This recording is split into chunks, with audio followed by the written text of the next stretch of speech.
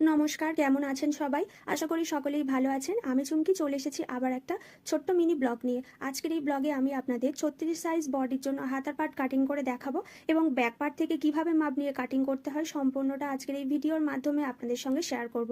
তো চলুন ভিডিওটি স্টার্ট করা যাক। হাতার পাট কাটিং করার জন্য প্রথমে লাইনিং কাপড় নিয়েছি। এরপর হাতার যা লম্বা থাকবে তার থেকে 1 ইঞ্চি এক্সট্রা নিয়ে হাতার লম্বার মাপ নিতে হবে। আমার এখানে লম্বা আছে 11 ইঞ্চি, আমি 12 ইঞ্চিতে লম্বার দাগ দিয়েছি। এরপরে দাগ বরাবর মিডিল থেকে কাপড়টাকে একবার ফোল্ড করেছি। এরপর আরও একবার মিডিল থেকে কাপড়টাকে সমানভাবে ভাঁজ করে নেব। সূত্রের সাহায্যে হাতার পাটের কাটিংয়ের ভিডিও দেখতে চাইলে তাহলে আপনারা এই ভিডিও ডেসক্রিপশন বক্সে গেলেই ভিডিওর লিঙ্ক খুব সহজেই পেয়ে যাবেন। তো এখানে আমি ব্যাক পার্টটাকে নিয়ে নিয়েছি। প্রথমে আরও একবার হাতার লম্বার মাপটা এখান থেকে নিয়ে নিচ্ছি। এরপর 3 ইঞ্চিতে একটা দাগ দেব।